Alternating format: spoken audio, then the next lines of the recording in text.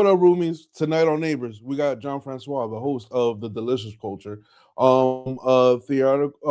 theatrical and film actor, and overall cool dude. Welcome, John. And thanks for being on. Usually, I do intros a lot more extravagant, but today I feel like we're just gonna be two bros just talking all this good stuff about life, and it's good to finally have another podcast host on. So now we could just like talk, and so I could relate to somebody. You know what I mean? Yeah. And to your point about the extravagant intro, I've listened to podcasts that give like really long, like list of credits types of intros to their guests, and it's okay. I mean, I get where they're Yeah, coming from. They're trying to be respectful to what the guest has accomplished, but um, at the same time, I kind of want them to just be like, you know what, you as the listener, you get where this guest is coming from, you get what they accomplished. Let's just get right into the conversation. So I actually like that you didn't do an extravagant intro and we just got into it. facts. And on top of that too is like I try to like minimize it. Like I don't give like a whole list of credits and all this. I try Yeah. to like break down like what the conversation is gonna be about, like the kind of the direction we're heading versus like, Yeah. hey, John came over here and he got 15 Emmys and 37 Oscars, and he won the strongman competition in 1947. There's other, and all that other jazz and all that shit. Right, exactly. He invented tape. He invented the hot dog. Like it's just it becomes ridiculous at a certain point, and you just want to talk to each other like human beings. That's a big fact, bro. And it's cool because of the fact that since you've always been, you're usually on. I would say we're usually on these ends of the stream, I guess, like where we're like sort of like conducting it and like leading it forward. And it's Yeah. just cool to sit down with somebody who knows that experience and we could just go back and forth. You know what I mean? Yeah, absolutely. So how long have you been doing this podcast? The crazy part about it, and the roomies already kind of know the story behind it. It was in 20, like towards the end of the pandemic. Mhm. Me and my boy, because we were as quote unquote essential workers or whatever. So me and him was always out there and complaining, and me and him worked together. So we decided to start a podcast in 2022, kind of when everything was kind of opening back up. Yeah. And we started from there. But life hits. My co-host, he had a family, so he kind of like bowed out of it. My other co-host, Lou, yo, shout out to you, Lou. He decided to go back to Puerto Rico to be with his family. So Mhm. I actually had to change the direction of the podcast when we were like more on the commentary of like what's happening in the culture and like what's Yeah. happening in life and all that stuff, to more of reaching out to people, having guests on and talking about certain subjects with like like for instance I had Daniel Jackson on, and he's like a spirit medium, Mhm. and he talks to like or the archangels and God. And it was weird at first, like trying to like reach out to people and be like, hey, you want to be on my show? But now it's like pretty cool because I'm getting all these different perspectives and like different, and seeing like how different like people's upbringing and like their lives are compared to my own. So it's bringing me a lot of wisdom, so it's pretty dope. So You and I are on a very similar trajectory. It's so interesting that you say that because I used to have a co-host for, God, we worked together almost 5 years, and then it just got to a point where creative differences were there, and he's doing his fantastic content on TikTok, and he's been putting a lot of focus into that. And to your point about like when you have co-hosts and now you don't have them anymore, there is something about like when you work with somebody, their voice, how they see things can really like influence and dictate the direction of the podcast. And then once you don't have the co-host, you realize, oh, wait a minute, like what the co-host contributed was great, but that's not where I'm coming from. So let me see if I can switch lanes and find more of my voice in this space. So my former co-host AJ Vanderton was very wonderful with political takes, and that guided a lot of our content when we became the Delicious Culture. And now not having him in that space, it's like, all right, like yes, I still engage with politics on a personal level, but in yeah, a public sense, do I want that to be my brand long term? No, I tend to like talking about lighter pop culture conversation. So that's kind of where I've been like experimenting with the podcast these past few months since AJ left, is just finding more of my own voice and my own preference. And it's easy to like kind of beat yourself down and kind of like panic about, oh my god, is this working, is this working? But Yeah. like, if you just think of like long term, like, all right, this is probably going to take time, and maybe let this year be a transition year where you just kind of figure out some stuff, try some things, don't be afraid to fail at some things. It could all work out better in the end. So I don't know, that's where I'm coming from with it. No, I completely feel you on that, and I feel like kind of when you all right, how can I say it? It's like just because you have an idea doesn't necessarily determine the course of that idea. You know what I Yeah. mean? Yeah. Like you started your pod with your boy, just like I did, Right. but life hits, and and I'm actually kind of I don't want to say happy about the change, but I'm seeing the difference in being by myself, or at least working with like a small team Hmm.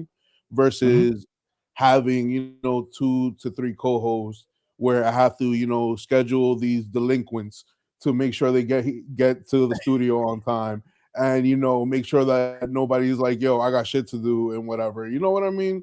So when I'm kind of like working by myself is better because of the fact that I could just schedule my own time, and Yeah. I'm getting a lot more done. Like I'm seeing like the difference between like having, because at one point it was myself and 3 other co-hosts. Hmm. So getting 4 guys that work full time and have shit on Oh the yeah. back end to get together for like 2 to 3 hours a week. It's hard. You know what I mean? Yeah. Yeah. Especially Yeah. with people having families and whatnot. And what I've noticed is that me doing this kind of on the solo tip kind of like relieves me of that pressure, but I'm getting a lot more done. Like I'm talking to people like every other day. I'm producing a lot more content, and it's cool. Mm. You feel me? Like like my co-host is still involved, but more as an administration event on the administration end, and more like you know um social media and stuff of that nature. Okay, yeah, so, like, behind the scenes, Yeah, just coordinating with the production stuff instead of being more on yeah, the mic. Yeah, yeah. yeah.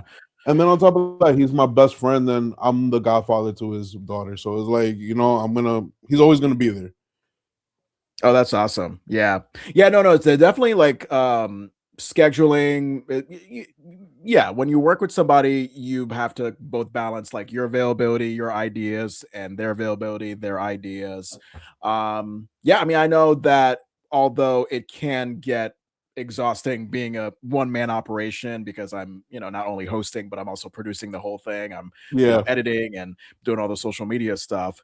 There is, like, when you have worked with a co-host and it gets to a point where both of you guys are not quite in sync with like the rollout of the podcast in terms of like when we post on social media, or what ideas we put forth, or what we're going to say in an episode, to go from that sort of uneven chaos to, now it's like, all right, it's kind of me, myself, and I being the focal point. I definitely want to invite a variety of Hello? people coming in. That's another thing, is going back to your point. I had a co-host who just wasn't interested in having a variety of guests on, and I wanted to just get to know and network a large group of people, as many as I can. So, when you see all those differences and then you transition away from your time with that co-host and see that you can like kind of bring out these ideas alive, you can kind of dictate the schedule of, social media rollout and stuff like that. It could be great. It could be great. It could be very liberating. So I get where you're coming from. There can be a change in pace.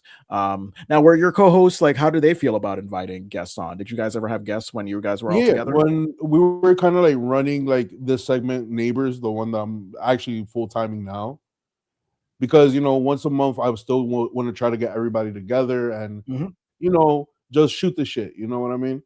But at the end of the day, they really don't mind, and they're rooting for me. They're like, "Yo, bro, you're killing it right now. So keep Mhm. doing what you gotta do."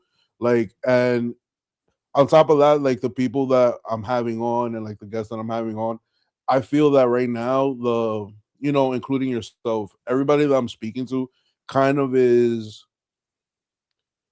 I don't want to say influencing, but motivating me to do it more, because Yeah. it's like cool. You'll have this person on that speaks about a certain topic that kind of resonates with you, and they're like, oh shit, I'm kind of going through this right now, and that person, even though through that conversation, that person is kind of like not only informing your audience, but kind of like helping you through something as well. Hmm. So I'm really enjoying that aspect of it, and also yet again different perspectives. Like yet again, I had a shout out to Dr. Lisa Thompson, who was a zoologist out in Hawaii. She told me about her crazy backstory and how she was abducted by aliens and all this other Wow. thing, and it was insane because I wasn't prepared for that. I kind of was gonna just go into like her expertise and whatnot, but I wasn't prepared for like the whole alien thing, and I was just like, "Yo, mind blown." And Yeah. it's cool how you think your conversation is gonna go one way, but then your guest says, "Yo, this happened to me," and then you're there like, "What? Excuse me? Hold on, wait, we need to talk about this for a while." Yeah. Right. You know what Yeah. I I mean, mean? that's the beauty about interviews. Yeah, I know what you mean. Like I'll admit I can be kind of a control freak when it comes to interview preparation because I'll have like these set of questions that I want to ask the guest, and I might a lot of the times be very much sticking with them. But more recently, I've gotten more comfortable with using the interview prep that I have in front of me as just like a guide more Yeah, so than like, oh, this is the script that we're sticking throughout the entire conversation. Like just having that guide to let you know that, oh, this is what we could talk about, but if the conversation veers in this more interesting direction, then allow it to go there, listen and be in the moment and allow it to go there. So yeah, I mean, like you were saying with the zoologist, you probably came in thinking, okay, we're going to talk about your zoologist things, and yeah. then when she says she's abducted by aliens, of course, like if you're listening in the moment like you just did, you're gonna take pause and just be like, wait, what? No, no, hold on. That's not what I expected. And let's dive Not deeper into that. And the whole not hour could be not about at that, and all, that could man. be great. I was just like, what? Excuse me, hold on. Excuse me, I have Yeah. something to tell you. What? Yeah, and then it's like, I'm not a skeptic, or I'm not here to like bash anybody on the things they tell me, except if it's like some wild out of pocket joint, like on some racism, or like anything of that nature, like on some hate Yeah. shit, like I'll correct that right away. But if you tell me, yo, I talk to angels and I'm been abducted by aliens, I see Sasquatch, I'm gonna sit there and be like, all right, cool, talk to me about it. I'm interested. Now we're Yeah. getting to some cool shit. You know what I mean? So it's like, so with that is like, especially with that particular interview, I was like, oh, okay, because she was also talking about like spirit guides and whatever. And when me and her initially spoke, so I was like, all right, cool. She's into like spirituality, but I was just like, oh, this is where we're going. Okay, I'm with Yeah. this.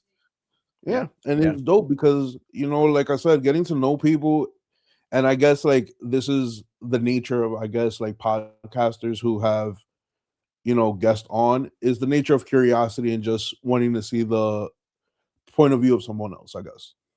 Mm. I guess what I wonder as we're talking about this is like, because I struggle like with that like blurry line between like what does it mean, what does it feel like when the conversation is naturally going from one direction to the other versus what does it mean when the guest is completely taking over the conversation to the point where you feel like it's not even your show anymore. You know what I mean? Have you run Yeah. into that issue where No, you're kind of like wondering like, all right, where can I establish that I'm the host, but where can I also give room for the guest to talk? Like, I don't know if that makes any sense. no, it makes perfect sense. And I think like the best advice anyone's ever given me, especially the fact, and shout out to my homegirl Katie, right? She's actually one of the first people that actually put me on how to podcast and like how to get all this like set up. Yeah. And also on the music end, she's my publicist slash manager. So that's one of my homies, you feel me? So she had Akon on her show called The Raw Zone. And her best advice to give me, she was like, "Yo, just ask your question and just let them talk, because at the end of the day, like they're gonna say things that you're gonna pick up on, and you're gonna be like, okay, cool. I could rewind a little bit and be like, all right, hold on. you said this, explain this to me, or like tell me how you felt during this moment. And you could kind of like, even though they're trying to like, how can I say, they kind of trying to like blab on, I guess you would say, Mm. you could still kind of like steer it in the way where it's more of your curiosity versus them just going on and on and on. You know what I mean? Yeah, yeah. Yeah, Did you say that they had Akon on their show? yeah. Dude, I thought Akon's like 6'4", tall dude. I was Wow. like, damn, bro, you are a tall motherfucker. What's he doing nowadays? I know that, like, didn't he get like He locked up from appropriately enough?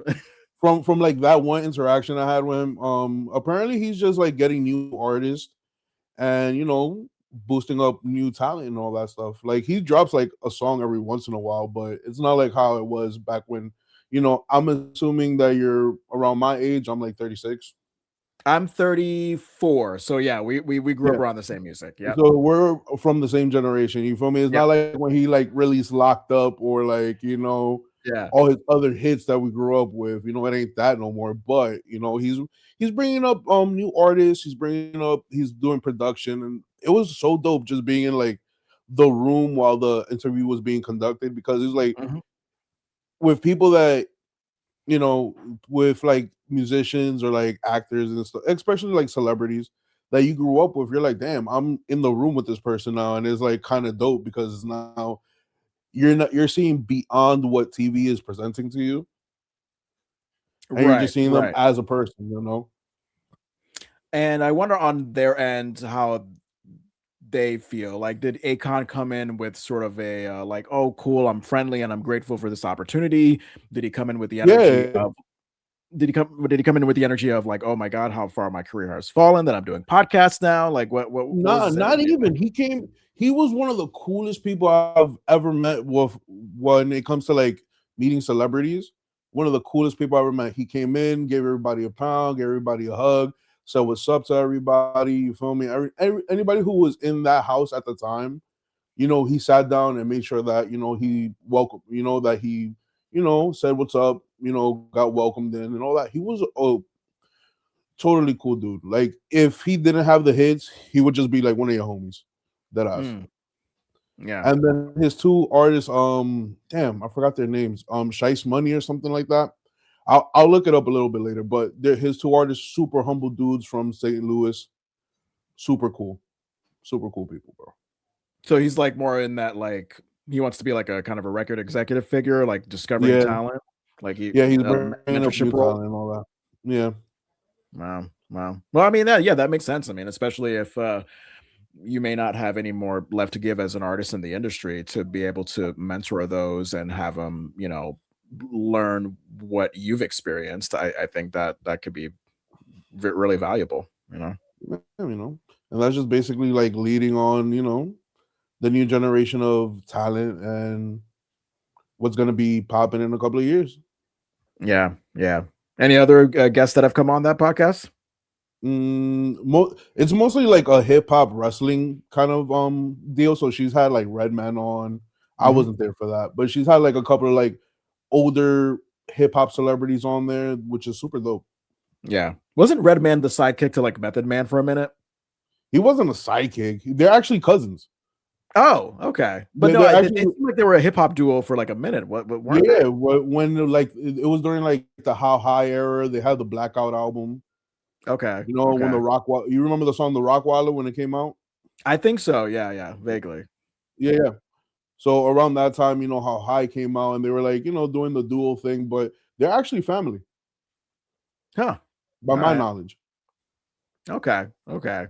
And Method Man, he was a part of the Wu-Tang Clan, wasn't he? Yeah. Okay. Did Redman have any association with the Wu-Tang Clan as well, or was he just kind of family, like, I think it was observing? just more like I think it was just more of like, hey, I'm Meth's cousin. So, he probably Yeah. rolled with them. I don't think he was ever part of the Wu-Tang though. Right, right. Huh. Interesting. Hmm. Okay. Yeah. Good But to it's just know. being cool. But it's just dope being like in those rooms with certain people, you know what I mean? What do you think about hip hop nowadays? Are you into a lot of today's hip hop? Oh, I'm gonna be honest with you. I listen, but I don't judge. Okay, so maybe no, maybe no, you're not into it. No. I don't know. Maybe it's my age, or maybe it's because like I produce music now too, and I produce more house music than anything else. Yeah. Maybe it's my own bias, but the hip hop now doesn't hit like it used to back when we were younger. I Mhm, would say mhm. I do like drill music though, just because of the production. Wait, what do you like? Drill music Okay. Wait, explain what that music is because I've heard of it. is damn the best. It's like that really. Damn, I don't really know how to explain it without like. Hmm, let me see what's like. All right, like fuck. Who would be all right? Fabio Foreign, he does drill. Okay. Like the when the production sort of like that kind of flow. Actually came over from drill started. I think what in Chicago. Then it got really popular in the UK. Okay. All right. Yeah, Yeah, because when you say drill, I'm thinking of like a certain kind of like 2000s hip hop, like sort of like a you got served vibe, but I could be completely wrong on that. Like there's that just not. It is all the is what all the YNs are listening to right now. yeah, yeah. Um, I mean, I used to work in commercial radio, and like one of the stations I worked for was like it leaned more on the pop music side, but it was like at night you're allowed to schedule, more rhythmic music, which is another way of saying, hip hop and R&B. Yeah, So I was doing that, I don't know, 5, 6, 7 years ago. And I was fairly into the hip hop at the time. I mean, sometimes it was a little bit much, especially like I'm based here in Vermont and I yeah, tend to live in more of the, you know, conservative pocket, majority white side where they might find it a little bit jarring to listen to some of the hip hop that goes on today. But um yeah, like I think it took me stepping out of that radio scene where I was scheduling hip hop and R&B music, taking a break from it and then listening back to it to just be like, "Huh. Yeah, no, just like you, it just doesn't hit the same way that I don't know, a fucking LL Cool J song might hit in like yeah. the 90s or like the early 2000s." Um And I the, and I the, kind of the blame like and I kind of like blame like I don't want to say social media because that's like a fucking cop out. I feel like everybody blames social media of for like course. the Yeah. downfall of the arts, but Yeah. I really do feel that to put it in perspective, I think it's just the way the algorithms are set up where you Mhm. just constantly have to like feed the machine always Mhm. versus like making like really good quality music or like Take your really time with good it. Yeah. quality art Yeah. versus like constantly having to punch out a song every other day or Right. punch out a video every day. You know what I mean? So it's Yeah, like, because there's no, like so go many ahead. options for content out there and everybody's attention spans are getting lower and lower and lower, so that just means that there's increased competition for getting people's attention. So when you pump out quantity like that, then quality is going to take a back seat sometimes. And there you have what seems to still be a thing with hip hop nowadays, which is this sort of like mumbly trap sound. Which in some respects, I mean, it's worked for me. Some songs of that ilk I've liked, but when it becomes so repetitive, like where it just seems like every artist is doing a slight variation of that, it could lose its luster. Like I read something not too long ago where someone had commented that there's like no hip hop songs like dominating the Billboard charts lately. Like Yeah, there used to be a period of time where it was like, okay, you got your Drake, you got your Roddy Ricch, you got your DaBaby. Like that was like maybe like late 2010s, early 2020s, and then I don't know. I think just lately, hip hop has gone in this direction where it just doesn't have as much appeal that it used to. So I don't yeah. know. But I also think it's like oversaturation. Yeah, It's oversaturation, and yet again, like I said, because of the fact that we have to constantly feed these algorithms and yeah, machines, yeah. it's not you're not gonna get like we're not gonna see another Nas for a while. Probably You not. can No. or ever. We're not gonna see another Biggie for a while. We're not gonna see, and even going later on, we're not gonna see another Drake for a while. We're not gonna see another Kendrick for a while. You know what I mean? Just until society's able to expand their intention and and allow artists to actually create quality art versus like, yo, I'm gonna punch out 5 albums this year. Like, come on, Mm, bro. Like 5 albums, and then you're trying to drop a single every other week. Like, there's gonna be right. a point where your music is not gonna resonate right, or your art is not gonna resonate right because of the fact that you're just spewing out anything you want instead of like taking that basic idea and polishing it up. Right, right, right. Yeah. Again, people are, I think, very anxious about, being irrelevant, like the audience not caring anymore. And I don't know. I mean, you take someone who's an artist, maybe like a Frank Ocean, where like they'll just put out an album, it'll be considered a critical genius, and then you may not hear from them for like 10 years In before they years, put out their next thing. And it's because maybe he has that mindset of like, all right, I'll put something out when I'm ready. Like when it's ready, when it's polished, I'll put something out. Um, yeah, I don't know.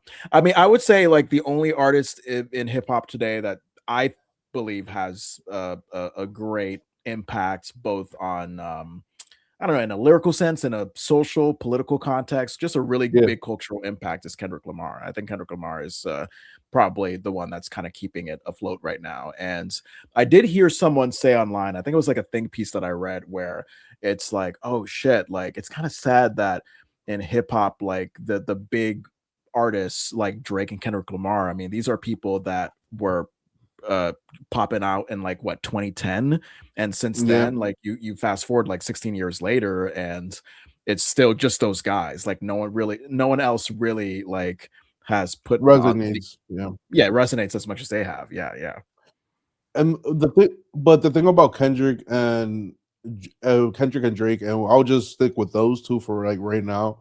yeah. Kendrick and Drake represent two sides of the same coin. Oh really? Yeah. You know what I mean? What do you mean? Where Kendrick represents the lyricist of hip hop. The sophistication, Yeah. the grit, the real poetry in hip hop. Where Drake is kind of more the hit maker, making Hmm. the money, and the commercial side of everything. Oh yeah, And of that's what course. people and that's what people, when they always say, "Yo, Drake is better than Kendrick," or "Kendrick is better than Drake," like you could compare them, yeah, you kind of could, but at the end of the day, you can't because their styles are two totally different Oh and yeah. they're opposites. You can't have one without the other. You could only listen to conscious rap for so long before you're like, hey, I just want to listen to like a club banger and just like tune the lyrics out and just listen to the beat or whatever. You know what I mean? Mm, Or like just sing along to the hook. right. When the Drake and Yeah. Kendrick beef came about, like were you like, oh god, like this is Kendrick's to win, or like what was your opinion on that? My opinion was lyrically, I knew Kendrick was gonna win. Right, right. Like the only thing that could have stopped Kendrick was if J. Cole didn't bow out. Because Mm, J. Cole could probably give Kendrick a run for his money. And I know in the comments we're gonna get, nah, whatever. J. Cole, one of the top lyricists of this generation right now and right, our generation, one of the top lyricists, and I don't see anybody stepping up to him except for Kendrick. right, right. At Yeah. least lyrically, you know what I mean? Yeah. Yeah. I was late to the beef, by the way. I think I got into the beef like maybe a month or two after it happened. Yeah. And there was a period of time where I could not stop listening to Meet the Grams. I was into that. And then God, there was another song that he did that was so great. It really hit hard. Do you have the title of it? You know what I mean? Like I know he did a Which lot of one? them, but The They Not Like Us by Kendrick? no, no, no, no, no. I didn't like that one. I mean, that one was Really? like That's the one. That's the one everybody loved. oh, I know that. I was one of the few that didn't like it. It just wasn't my jam. I mean, I heard it played on the radio over and over again, and I never felt for it the way that I felt with a Meet the Grams Yeah. or God damn, where is that other song? There was another song that he did that was like really great. It was an Let's see. Let's see. Drake. Let's see, Kendrick. Let's see. Like that? Was it Is like it like that? Because he got like that, push ups, Family Matters. Euphoria? It was Oh, Euphoria. okay, okay. Yeah, Yeah. Euphoria was dope.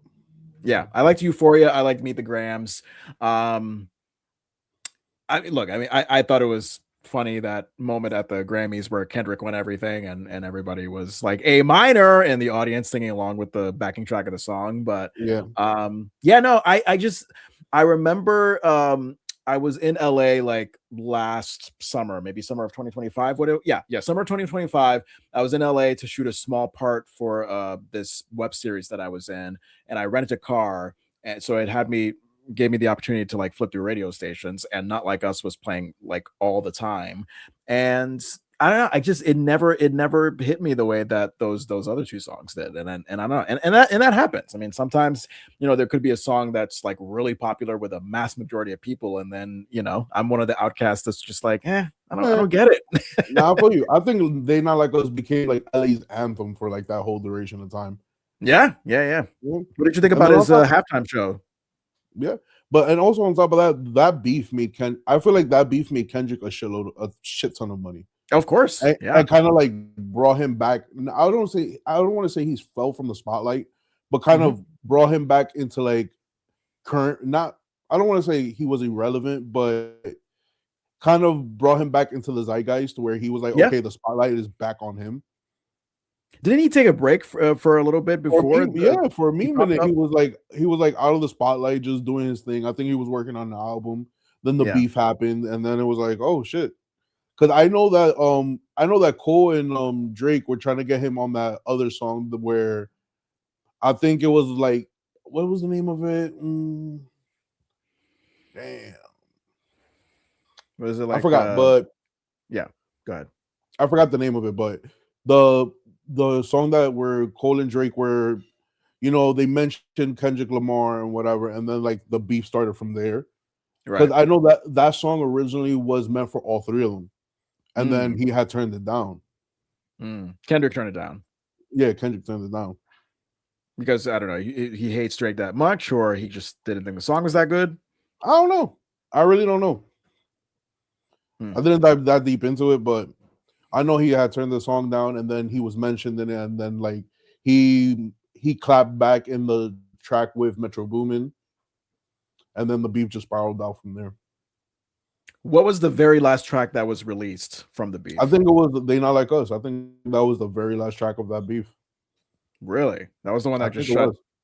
and Yeah. everybody just kind of well, not secretly, but I think it's been assessed that Kendrick won the beef, or is it Yeah, still yeah. debated?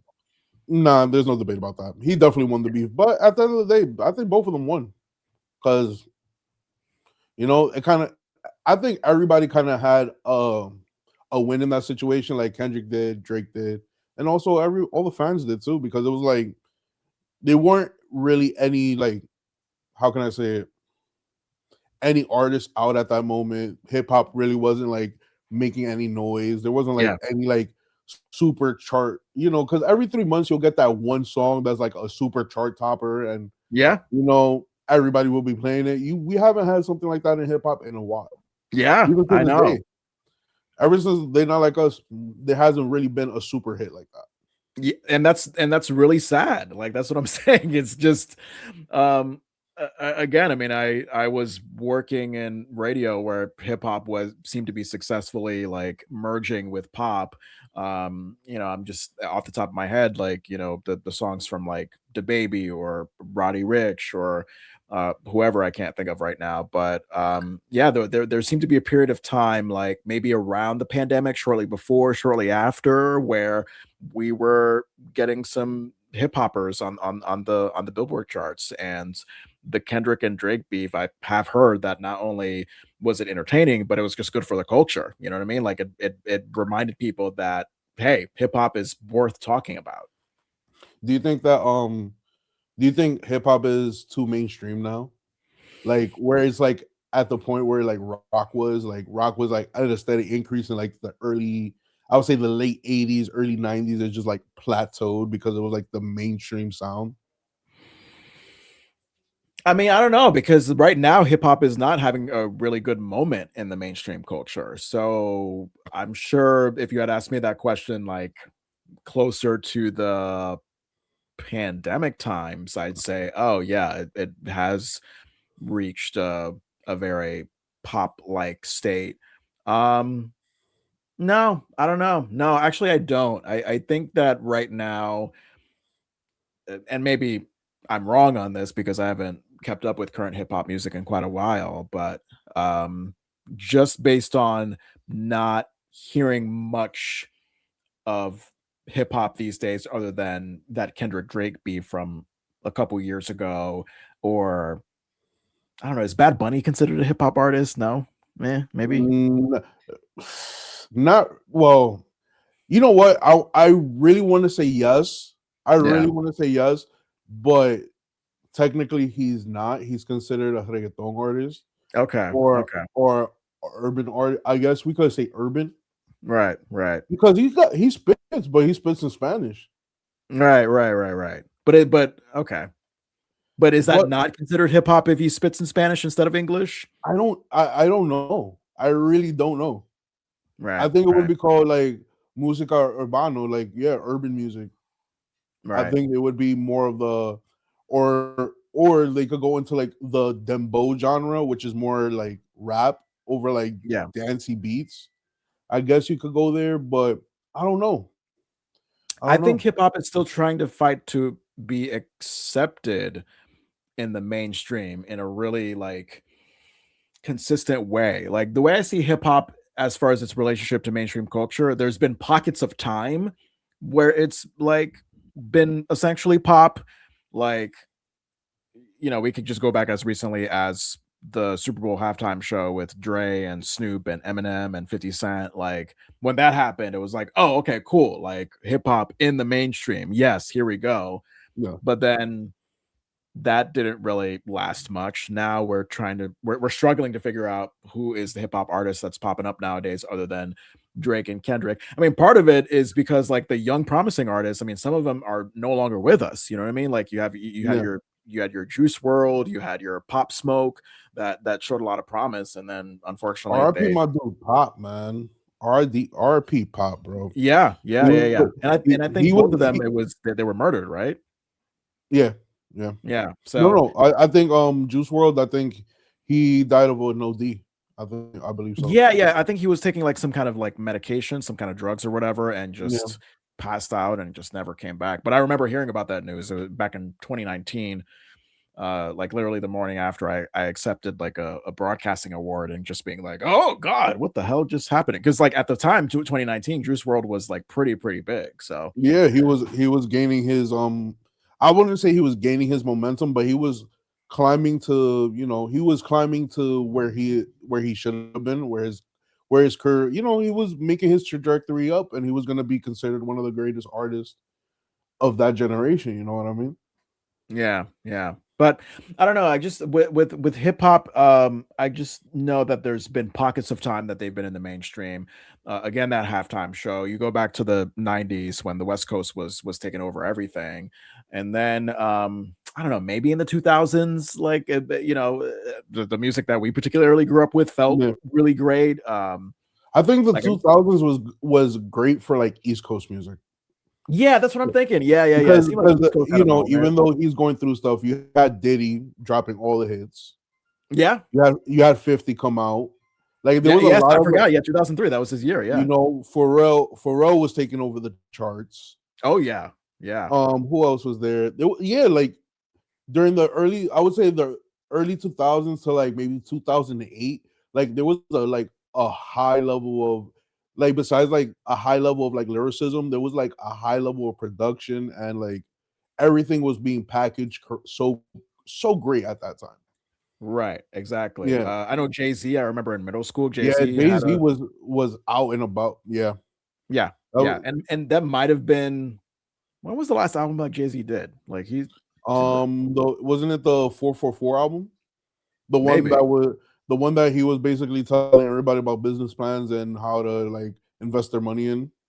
Sure. I mean, Yeah, all I know is that I think starting in like the 2010s, Jay-Z appeared to be more of a like a businessman, more of a mogul than the rapper that he began to be.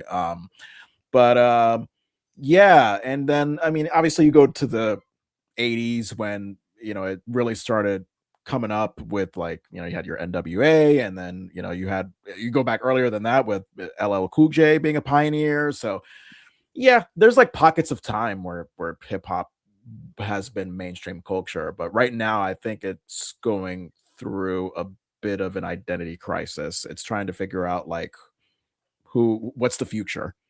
And no, I right get that. now and right now we're very much we seem to very much be in a sort of legacy situation in hip hop where it's like, all right, we have your established figures like your Drake and your Kendrick Lamar, but who's the future going to be? So that's what I'm curious about that. I mean, what do you think? But You think hip hop is fully mainstream now? I think right now, like you're saying, and just piggybacking off of like the whole identity crisis thing, I think that's actually a big key in it because I feel that a lot of people that I don't want to say dictate, but have pull in the hip hop community, kind of like want to keep it traditional instead of like letting all these sub genres of hip hop come out. You know what I mean? Like especially with like I would say international hip hop because this is the craziest thing about hip hop in general. Like you literally have people spitting over hip hop beats. I don't care what anybody tells me. You take those beats and you give them to an American artist, it's a hip hop song. Right, You know right. what I mean? But you have Japanese hip hop artists, you have Spanish hip hop artists, you have French hip hop artists, and I think is that with the traditionalists, they don't want to allow I don't want to because it sounds kind of shady, but I don't think they want to allow other cultures to invade that space. Mm, Kind of instead of being like, all right, cool. Now you have a bunch of Japanese artists that want to hit the scene, and Japanese rap is fire. Like yeah, the language over trap beats sounds dope, and like really. just like yeah. There's a bunch of dudes that spit like Japanese trap music, and it's fire. It sounds dope. Yeah. Oh my god, I gotta listen to it. I've never listened to Yeah, Japanese rap. and then on top of that too, you have also just going back, Bad Bunny. He started as quote unquote, if he was spitting English as a hip hop artist. You Mm, know, I'm interesting. just Interesting. saying, like how where do we like draw the line on what's hip hop and what's not? You know what I mean? Is it the language? Is it the Yeah. production?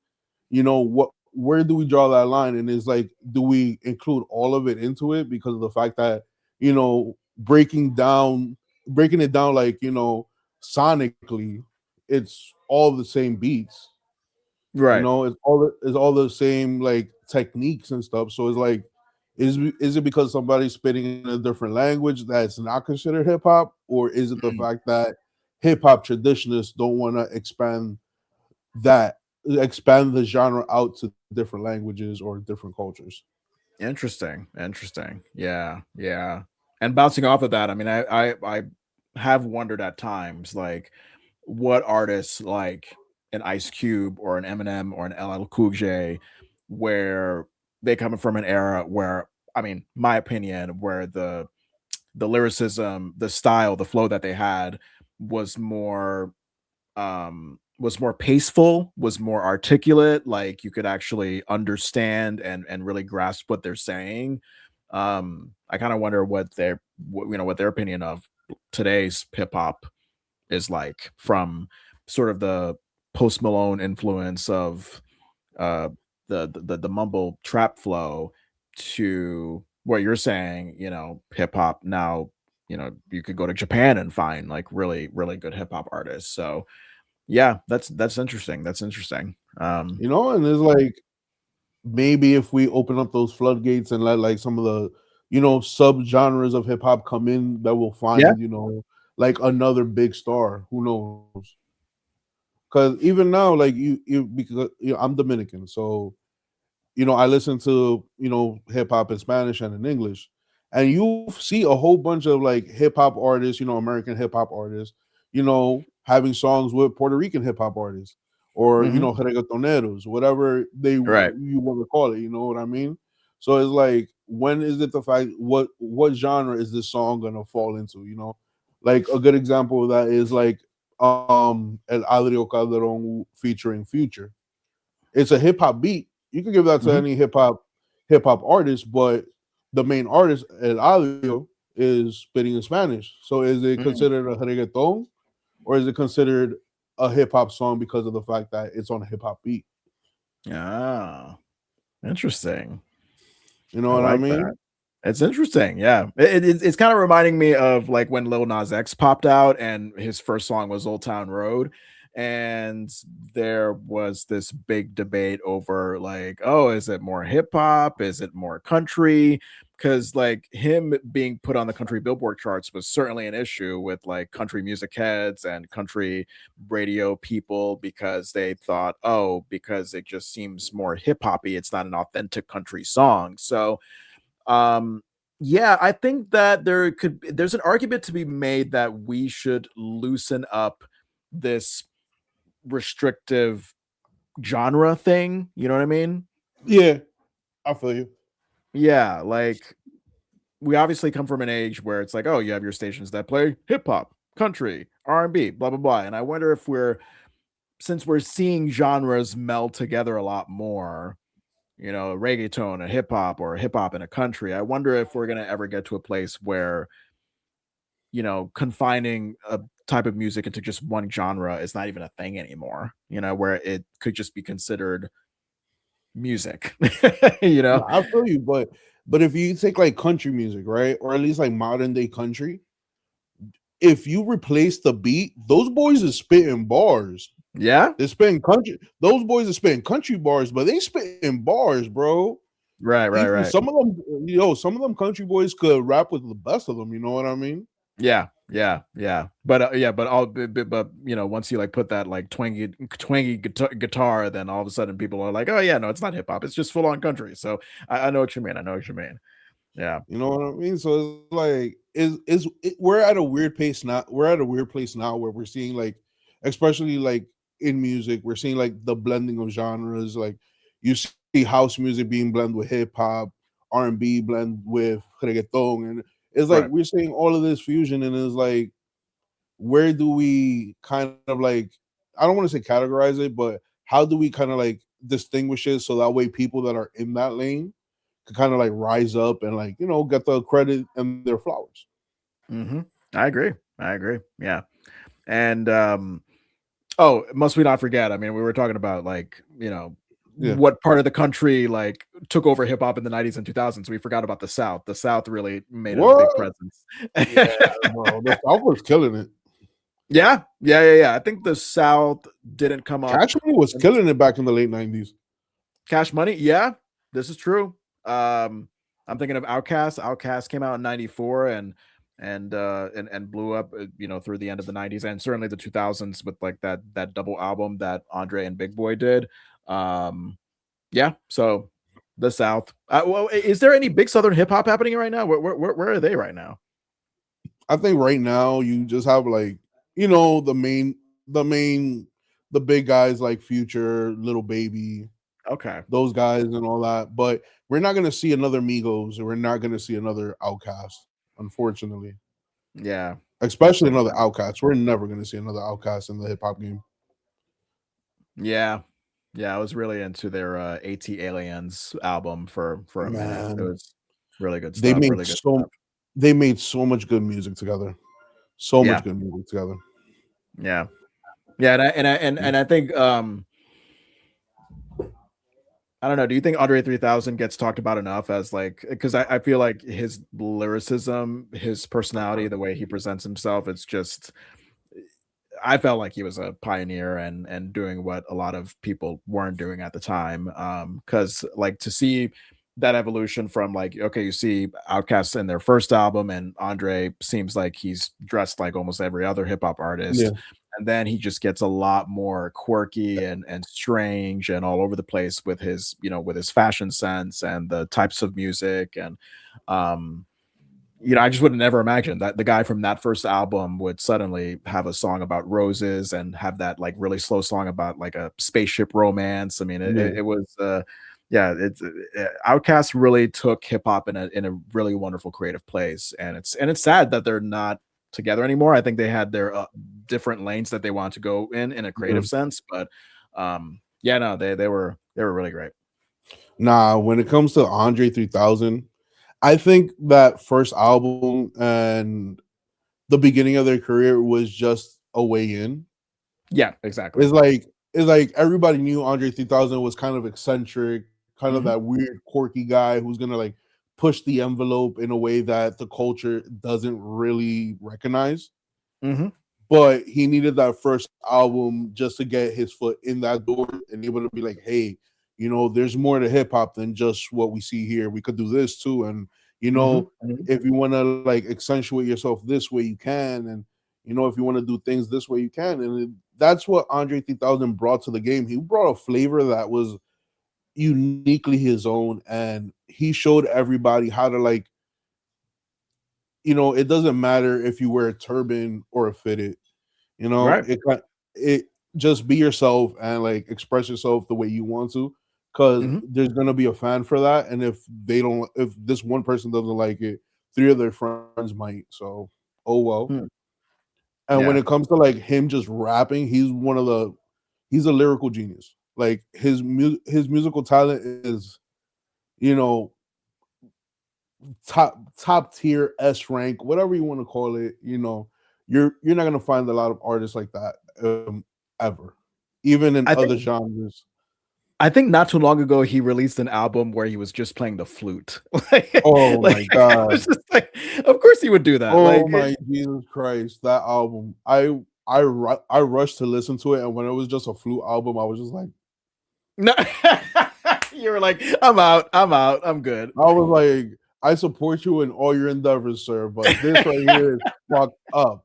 I was like, this right here is fucked up, bro. Yeah. But that's such an Andre 3000 thing to do. Like, of course you would It do is. that. Of course you would be a part of like one of the most influential hip hop duos of all time, and then you would take a break from music for God knows how long, and then you just come back and play a, a flute on the album. The flute, like, all right, Kenny G, I see you, my guy, but still, Right. like, like, come on, drop a hip hop album. Everybody wants to hear you spit bars because we know that you're gonna come up with some shit that's gonna have people rocking. Like, Right, right, right. when they dropped Speaker Box and the Love Below, the dual Yep. album, nobody thought that Roses would have hit as hard as it hit. You know what I mean? Yeah, it's great, you know. Or Hey Ya. Which again, I mean, going back to big songs that like were like yeah, Hey Ya was like top of the charts. It was pop. It was everywhere you heard Hey Ya. I wasn't into it. I wasn't into what was that Big Boy song on his I Love the Way You Move. Like I wasn't into that as well. But like Yeah. Roses and I'm sure some other song I can't really think of right now. But yeah, definitely Roses for me was a top song on the album. One of my favorite Outkast songs, and it's not even their song, it's actually MGK's song, is the joint where Andre 3000 was getting married in the music video. Oh, okay. I don't know International that play, song. I think it was International Players Ball. Oh, all right. Fire. Nice. Love that. Yeah, Love that. one of my favorite songs from them. Amazing. Just Yeah. amazing. Yeah. And I think their very first song wasn't their very first song called Players Anthem? Or was it Players Anthem? No, no, Yeah. wasn't their first hit So Fresh and So Clean or Miss Jackson? Like, I mean, I definitely know those were hit songs. Yeah, I mean, Miss yeah. Jackson definitely was a big thing that still gets played nowadays. But like, as far as the very first single that they released in like '94, I think "Players Ball" was that song. Okay, okay. Yeah, yeah, but yeah, that was a great song. I love that as well. But yeah, no, I mean, this was great, man. Talking about hip hop. I mean, my God, I didn't even. This is again what we love about podcasts is that the conversation can take an interesting turn. You never know, and I enjoyed And we it. can ram on. Yo, John, let all the roomies know where we can find you at, man. Besides the Delicious Culture, which I'm gonna be dropping a link on Oh, down in the sure. scripts. I mean, well, that's pretty much it, man. I mean, if you like modern pop culture conversation, I mean, we've had episodes on K-pop Demon Hunters, the Golden Globes, Heated Rivalry, Stranger Things. Like, if you just like that kind of modern pop culture discussion, then yeah, just find the Delicious Culture wherever you get your podcasts. And we're on social media at the Delicious Culture, Instagram, YouTube, TikTok. Aside from that, I mean, you could follow me on Facebook at Jon Francois. I know, I sound so old, but like literally the only reason I'm doing modern social media like Instagram, TikTok, whatever, is for my podcast. Other than that, I'm an old Yeah. fart who still uses Facebook to like post pictures of my personal life. No, but I will say this: out of all the social media networks that we have, I think Facebook is still the only one that's still more social than media. Yeah, I can see that. I can see Yeah, that. Yeah. I mean, yeah. Because like, are you saying in the sense of like you look at TikTok and YouTube, and it's like, oh, okay, these are obviously a lot of content creators, and then yeah, here's where you can see like an ad for a movie, here's where you can see a movie clip and things like that. And Facebook, even though they're trying to kind of get into that with the reels, yeah, um, yeah, I mean, it does seem to still be a place where it's like, oh, you can still see that old friend from high school or college, or God forbid that ex. You could see a family member. You could just see what people are up to, and they're posting their vacation photos, or they're posting what they ate last night. Like, yeah, so I get it. Facebook should have been gone a long time ago, but like, yeah. strangely enough, even though it's definitely leaned older in terms of the people that are on there, it's still relevant. So you know. Still super relevant. Because And remember back when we were in high school, it was like the hot new thing that all the young people were yep, into, and now it's yeah, like, oh yeah, your fucking grandma's on Facebook now. yep. Everybody's on Facebook. That's how families stay connected through Facebook. Yeah, yeah, but No, but yeah, my name is Jon, last name Francois. If y'all want to add me on Facebook, fine. But other than that, just find the Delicious Culture on social media and wherever you get your podcasts. So you already know, roomies. John, you want to leave the roomies off with any final thoughts or any words of encouragement? just be kind to each other. You know, we live in a world where kindness and compassion is not always there. So just be kind and be compassionate and be considerate of each other, and that's about it. All right, roomies, you already know. This was Neighbors, and remember, always talk to people. You never know what their perspectives might be, and don't pull out. Peace out.